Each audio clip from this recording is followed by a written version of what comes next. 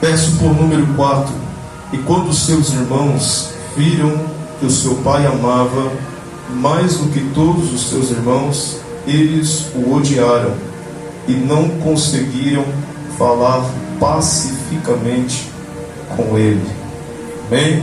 Amém. Só você que está feliz, se acende, glorificando e exaltando o nome do Senhor Jesus. Não é proibido você continuar glorificando e exaltando o nome do Senhor. Eu sei que nós somos acostumados a cultuar aquelas 2 horas, né, pastor? Das 7 às 9. Mas hoje Jesus, como diz o evangelista Cristian, trouxe só sacerdotes e sacerdotisas para este lugar. O que o sacerdote faz quando chega um sacrifício novo? Ele continua colocando lenha. Para quê? Para que o fogo não se apague, o altar continue aceso. Esse altar que Levítico 6,13 fala não é o altar de dentro do tabernáculo, é o altar da entrada do tabernáculo. Então, para que o sacrifício continue sendo consumido, apagou, o sacerdote vai lá e coloca a lenha de novo. E nessa noite eu creio que nós vamos continuar incendiando esse lugar. Parabenizar aos jovens, que Deus continue abençoando, em nome de Jesus. Meus amados irmãos e irmãs, Igreja do Senhor, o texto que nós ora acabamos de ler no livro de Gênesis, capítulo por número 37, é um texto corriqueiro, é uma história que nós estamos constantemente ouvindo, seja de forma ministrada ou através de louvores. Falar da vida de José nos traz inspirações, falar de José nos traz esperança. E sobre um tema eu quero ministrar nessa noite esta mensagem. Diga para alguém que está do seu lado: arrancaram a minha túnica. Só você que crê, arrancaram a minha túnica, mas não tiraram os meus sonhos.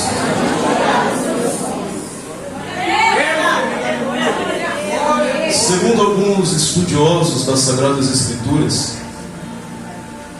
mas de forma visivelmente e incorporada, através de um homem chamado Scofield, e creio que alguns já tiveram a oportunidade de ter essa Bíblia, a história sistemática organizada por Deus, a forma de Deus tratar com o ser humano durante um período da história, ela é dividida em dispensações ou períodos.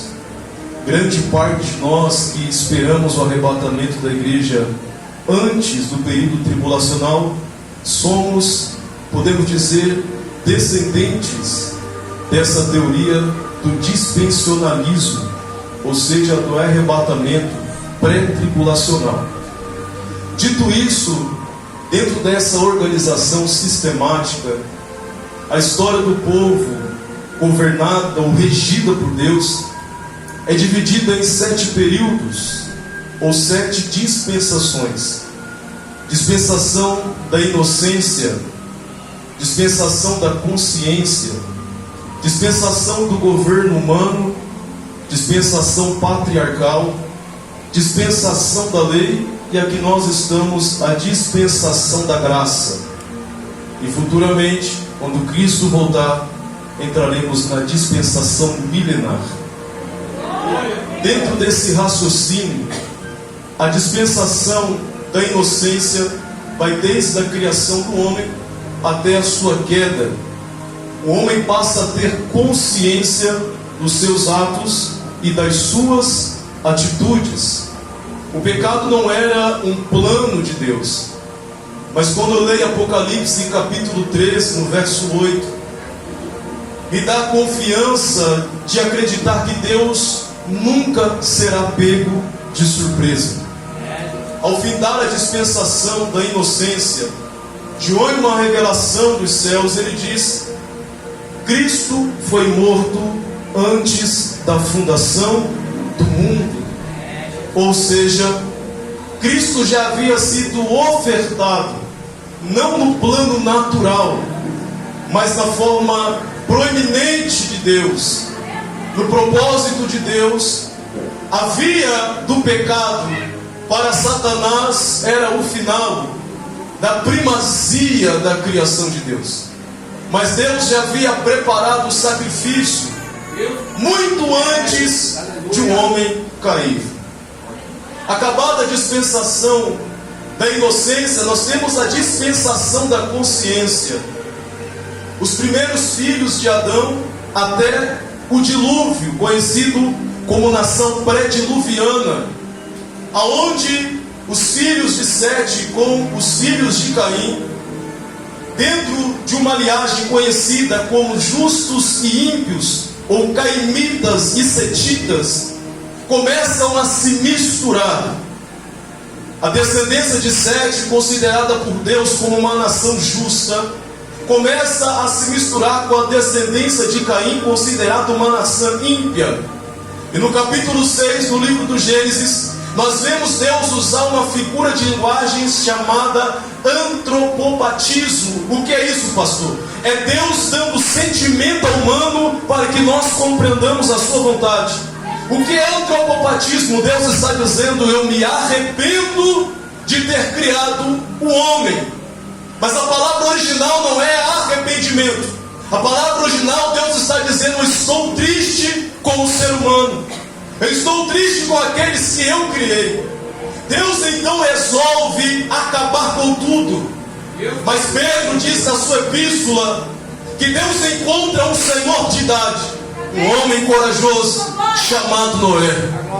Deus procurou. Eu sempre digo que Deus, evangelista, está sempre procurando. Deus procurou e achou Davi. Deus procurou e achou Enoque. Deus procurou e achou Noé. Deus sempre está procurando. Só 3 entenderam. Eu vou dizer outra vez: Deus sempre está procurando. E Jesus categoricamente vai dizer no Evangelho segundo escreveu João, capítulo 4, a partir do verso 22: Deus continua procurando os verdadeiros que adoram em espírito e em verdade. Deus encontra Noé como um pregador da justiça, e Deus dá a ele a capacidade de iniciar a terceira dispensação, a dispensação do governo humano. Das entranhas de Noé, Deus faz um novo povo, daqueles que se repousaram dentro da arca, tipologia de Cristo, pois o nome Noé em hebraico significa Noá, ou seja, repouso, descanso. O próprio João, quando vai falar de Jesus, declarando a sua divindade no final do primeiro século, ele diz no capítulo 10 que Cristo é a porta das ovelhas, e aquele que entrar por ele entrará, achará descanso e repouso. Porém, essa dispensação do governo humano é cedida a partir do capítulo por número 12 do livro de Gênesis, a dispensação patriarcal. Deus seleciona uma nação para levar o teu nome diante de todo o povo. Essa nação sairia dos lombos de Abrão, um homem que não conhecia a Deus, um homem que tinha raízes, a sua família adorava os deuses da Mesopotâmia, regiões que ficavam entre o rio Tigre e o rio Eufrates, por isso chamado de Meso, ou seja, meio, Potâmia entre rios. É nessa região que Deus seleciona da descendência de Abrão, idólatra, pagão, para ser o percussor, diferente de todas as outras nações, que tinha suas casas, os seus deuses, as suas imagens. A idolatria então na Bíblia é por causa de um homem chamado Nimrod, que quando foi morto, um poderoso caçador, a sua morte fez se estruturar uma estátua no templo de Babel. É nesse momento que a idolatria entra dentro das Sagradas Escrituras, e o povo começa a venerar mais a criação do que o Criador. Deus olhando de cima dizendo: eu não posso permitir, eu não posso deixar, porque Porque, repito, nas mãos de Deus sempre estará o controle de todas as coisas. Deus chama Abraão, e quando Deus chama Abraão, ele sai da cidade, vai para as regiões de Siquém, e a partir deste momento Deus diz para ele: peregrina nessa terra, tanto para o lado norte, sul, leste ou oeste, porque eu darei essa terra à sua descendência. Sobre os 3 primeiros patriarcas, Deus sempre continuará confirmando essa promessa sobre a descendência de Isaac e também sobre a descendência de Jacó. Quando nós chegamos em Jacó, ele tem 4 esposas, 2 a qual ele serviu e outras 2 as suas servas. Quando Jacó amava Raquel, Deus deu a ela, depois de ser estéril, 2 filhos. E entre os 13 que ele teve, pastor, não teve só 12, não, ele teve 13. 12 homens e uma mulher. 13 filhos Jacó teve. Nasceu José, o amor dos olhos de Jacó, o filho da sua velhice.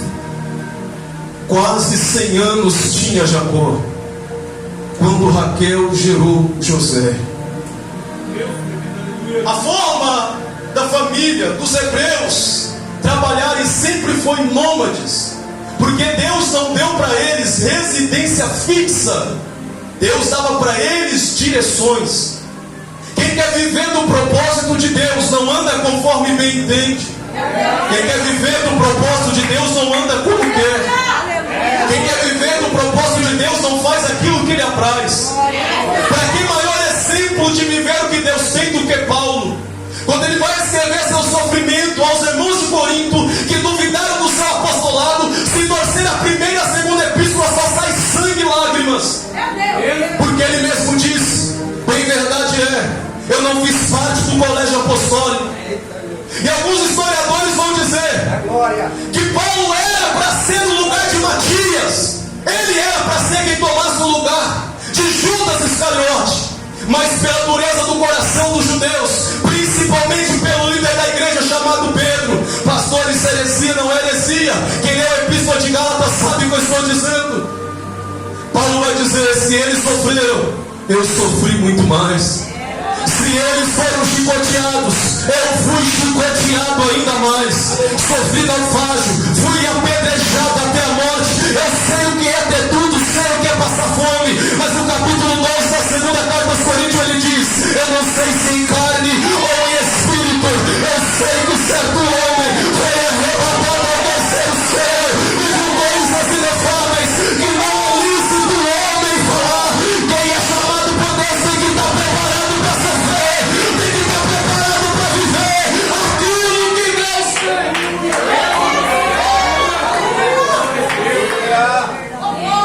Aleluia! Glória! Jacó, juntamente com os seus filhos, com a sua família, vai visitar o teu pai Isaac, que já está falecendo. E quando ele chega juntamente com o teu irmão Esaú, eles sepultam o seu pai. Ele sai dos cavalhares de Mamre e vai para a direção de Hebrom. Quando ele chega em Hebrom, ele se estabelece, porque Deus disse para ele: fica nesse lugar. E eles se instalam nas regiões de Hebrom. Quando eles estão instalados nas regiões de Hebrom, os seus filhos saem a pastorear, porque o deserto de Canaã era difícil achar pastos para os animais. Os 11 filhos de Jacó, saem uma distância de aproximadamente, aos olhos de Jacó, de 80 quilômetros, e vão para as regiões de Siquém. Começa-se a passar os tempos. Aguenta um pouco que eu já estou encerrando. Começa a passar os dias. Jacó está preocupado. Pergunta: por quê, pastor? Por quê, pastor? Porque 2 anos antes, os filhos de Jacó destruíram os moradores de Siquém. porque a sua irmã foi desmoralizada, foi violentada pelos moradores de Siquém. Jacó está preocupado porque fazem dias que os seus 11 filhos não dão resposta para ele. Jacó chama então José com 17 anos de idade. E note-se que quando toda vez os filhos de José saíam para apacentar, era normal da época, pelo sol escaldante, todos eles tinham túnica. Diga para alguém, todos eles tinham túnicas. Mas a túnica dos pastores eram diferente. Eram de mangas curtas até os joelhos. Essas túnicas serviam para guardar os pertences, para proteger dos dias frios, para se assentar sobre elas, ou para servirem de moedas de troca. Só que agora José tem um presente especial do teu pai Jacó. Os irmãos de José já não se davam bem com ele, porque ele se tornou o preferido do seu pai, por ser o filho da velhice. Quando o velho Jacó chama José, eu imagino o pastor José pegando a túnica normal que ele usava todos os dias, aquela túnica de manga curta, apresentado aos joelhos. O velho Jacó chama o teu filho José e diz: você não vai com essa túnica, você vai com uma túnica especial que eu fiz para você. Diga para alguém que está do seu lado: eu tenho culpa. Diga outra vez: eu tenho culpa. Se ele é sua graça. Diga outra vez, para o inferno entender: eu tenho culpa. Se ele é sua graça.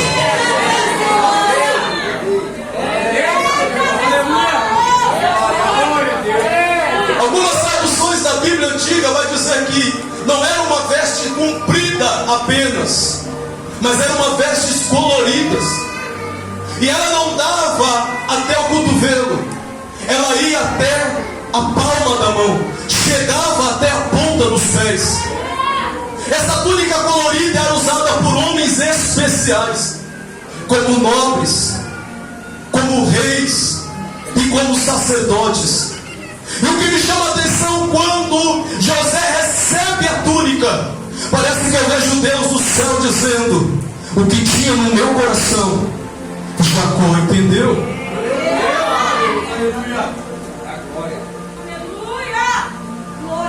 José tem 2 sonhos.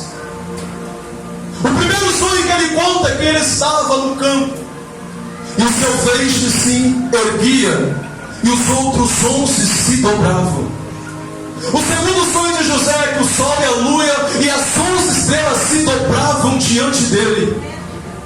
Só foi José ganhar a túnica, só foi José receber a túnica. Eu sempre digo e não vou cansar de dizer: ninguém se torna, nasce. Eu vou dizer mais uma vez: esse crente que está do seu lado está quase dormindo. Ninguém se torna, nasce. Muitos podem ter a túnica normal, mas a túnica comprida, a túnica colorida, a túnica diferente, não é somente a túnica, é a promessa que está em cima dela. Não é somente a túnica, é o que a túnica traz. Esse alguém que está sentado ao seu lado, você não sabe, você não está enxergando, mas ele tem uma túnica especial. Aproveita agora que você está glorificando com ele. Aproveita agora que você está louvando com ele. Porque quando Deus resolver levantar, quando Deus resolver usar, eu vou te dar um outro para você glorificar.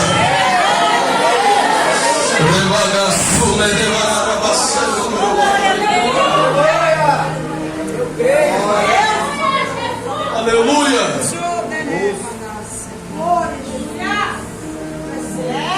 O texto diz que o ânimo dos irmãos de José já não era mais o mesmo com ele. Tudo por causa da túnica. Mas quem era de tem direito a receber a túnica, sendo que Jacó tinha 4 primogênitos. Seria Judá, seria Simeão, seria José. Quem seria que deveria receber a túnica? Eu imagino os 4 primogênitos conversando entre si, dizendo: eu deveria receber a túnica, porque eu sou o primogênito mais velho. Mas se Deus quiser inverter a honra, se Deus quiser tirar daqui e colocar aí, se Deus quiser tirar daí e colocar aqui, se Deus quiser tirar lá de fora e colocar aqui, se você não quiser fazer a obra, vai parar, porque Deus vai levantar. Tira para mim que está ao seu lado: Deus escolheu, não é escolhido, Deus levantou,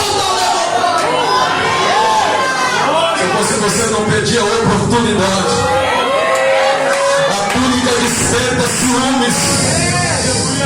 A túnica se está preparando para viver o que Deus tem, se prepara para ser, aleluia, chicoteado, se prepara para ser humilhado.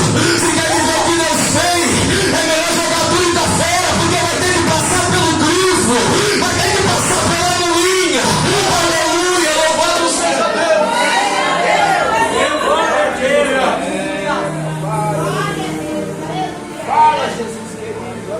Glória.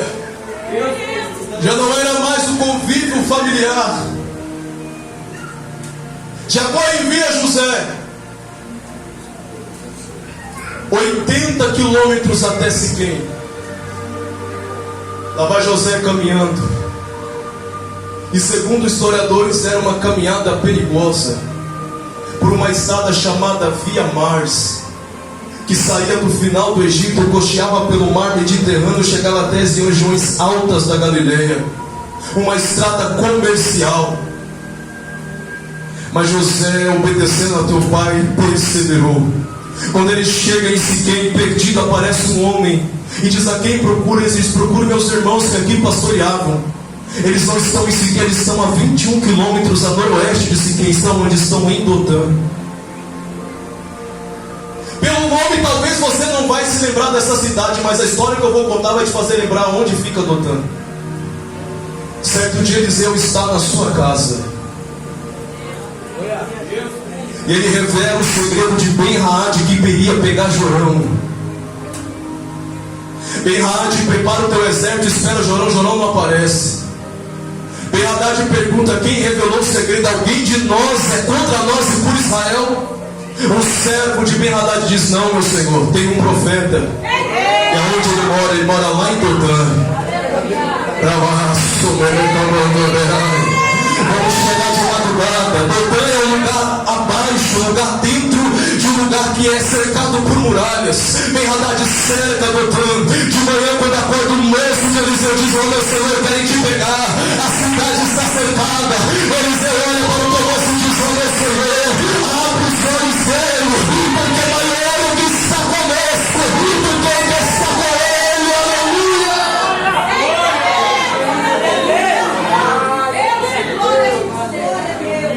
Glória. Aleluia. Quando os irmãos de José vêm de longe, José vindo, por que identificaram que era José, evangelista Cristo? Porque se era comum usar as túnicas, viram de longe o brilho dela, viram de longe a cor dela, e eles não disseram: vem nosso irmão. Não, está na Bíblia. Eles não disseram: vem nosso irmão, ou filho do nosso pai. Aí vem o sonho.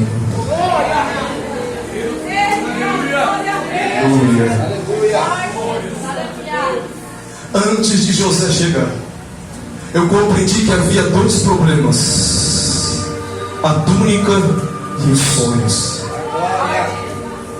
Diga para alguém que está do seu lado: se você quer viver o que Deus tem, se você quer viver o que Deus tem, se prepara. Vão até tentar tirar tua túnica, mas o que tem dentro de mim, de você, ninguém pode tirar. O que tem dentro de mim, de você, ninguém pode arrancar.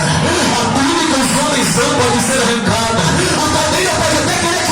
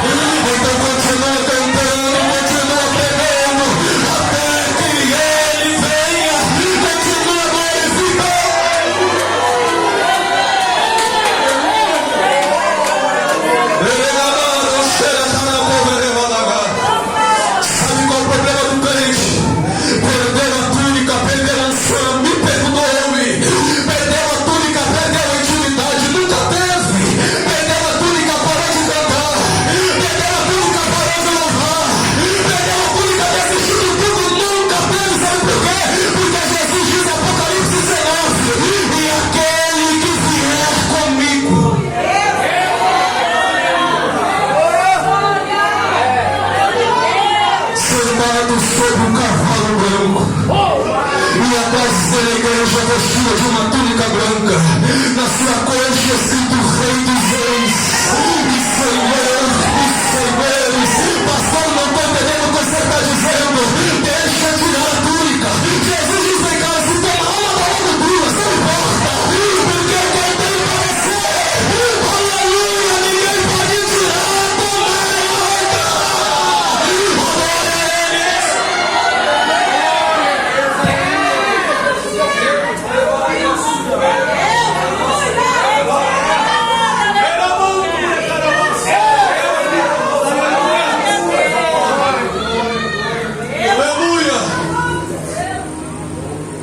Os irmãos de José diz: vamos matar a ele, vamos ver o que será dos seus sonhos, vamos ver o que será do sonhador.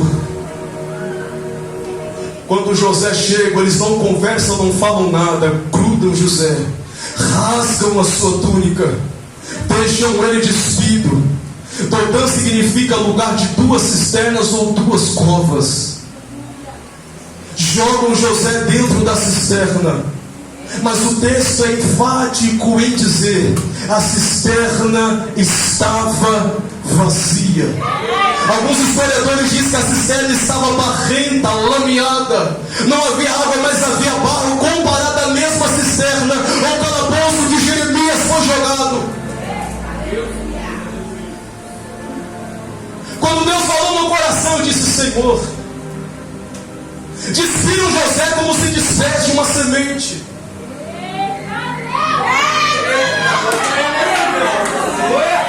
Só Deus entender. Despiram José como se despira uma semente. E semente, para crescer, ela nunca vai crescer para cima. Diga para quem está do céu: está preocupado por quê? Quanto mais lá embaixo é melhor. Porque quando começar a subir, quando Deus começar a usar, quando Deus começar a honrar, quando Deus começar a derramar o que Ele tem para derramar, vai ser tremendo, sobrenatural que Ele há de fazer. E eu não estou pregando sobre triunfalismo, eu estou pregando que quando Deus chama, Ele se responsabiliza. Quando Deus escolhe, Ele se responsabiliza. Quando Deus levanta, Ele se responsabiliza.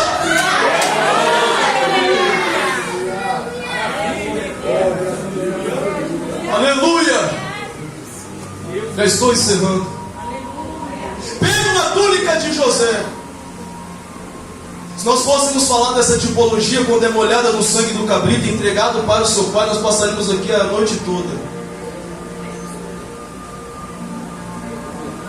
Uma caravana de ismaelitas, também descendentes de Abraão, estão descendo e indo em direção ao Egito.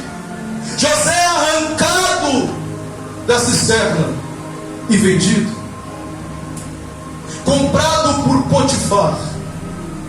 Só que quando José é comprado por Potifar, Potifar dá uma túnica para ele. Potifar dá uma túnica para ele. José poderia muito bem dizer: fui traído, desonrado, mas agora Deus me honrou. A Bíblia diz que José se tornou senhor da casa de Potifar.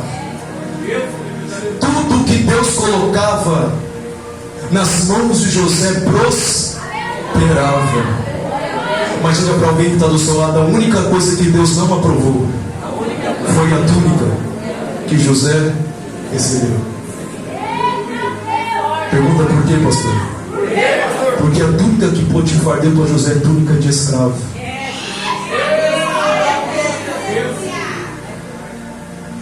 A túnica que Potifar deu para José era uma túnica de escravo. Olha para mim, José bem instalado, não é mais como os outros, mas ainda continua sendo escravo.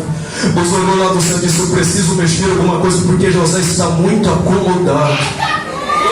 A túnica que eu tenho para ele não é uma túnica de escravo, mas como eu sou com ele, tudo que ele fazer eu vou prosperar. O que Deus faz?